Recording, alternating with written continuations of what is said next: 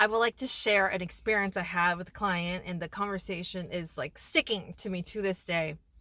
And it was about feeling triggers, whether it's emotional triggers, like your body reacts to something very fast when something happens, or like a mental trigger where like maybe someone is saying something, someone is giving you some type of information, and your brain is just like freaking out, creating all these stories. So let's just call it overall triggers, right?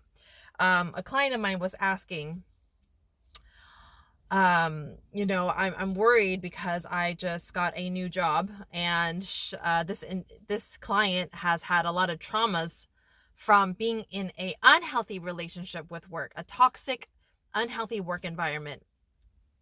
And this particular client has noticed all sorts of like triggers that happens when someone says something like, "Hey, need to talk," right?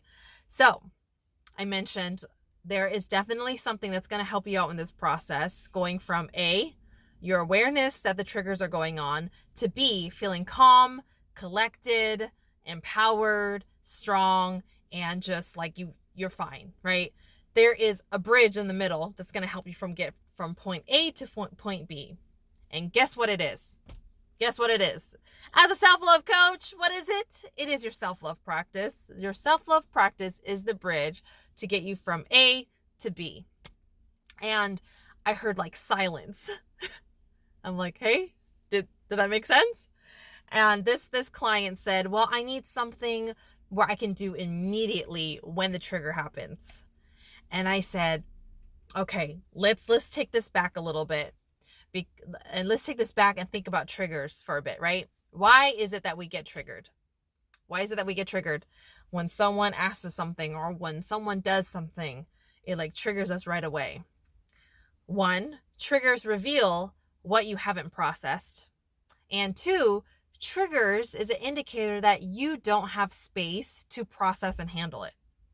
So what we need to do is do it now, get into self-love practices now, to be able to have space to process when it happens. And my client went, I see.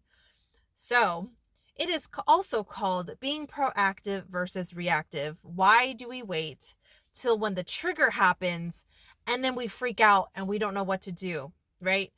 Versus being how do I say it? Being hyper preventative, hyper aware, being very, very, very, very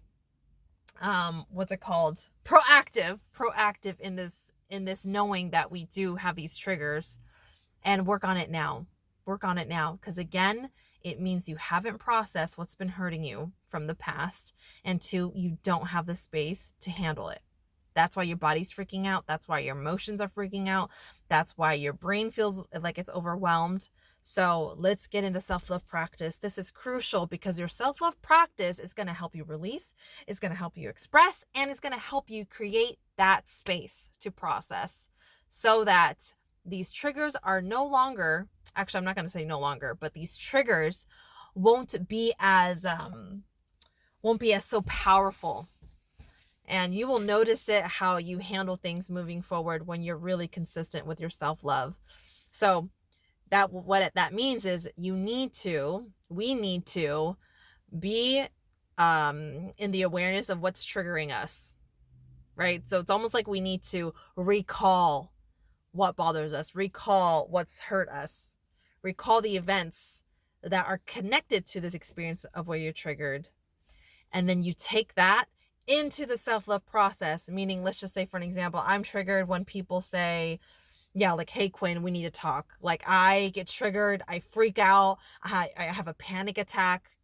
I need to bring that up and exert that situation, those feelings, into expressing it in a journal, into my workouts, into my art, into my videos, into my voice recording, into my stretches, into my meditation. When that's been expressed in your self-love practice, then you will experience more clarity. Then you will experience calm. Then you will experience more understanding, right? That whole process helps you process your triggers. So that is my tip for you today. That is my talk to you today. Leave your comments down below how self-love has absolutely helped you to create space, on how you've seen it help you process your triggers. Or if you're hearing this for the first time, let me know down below that you heard it and that you're going to be implementing this, or in the ways that this talk helped you. Would love to hear it. And yeah, see you later.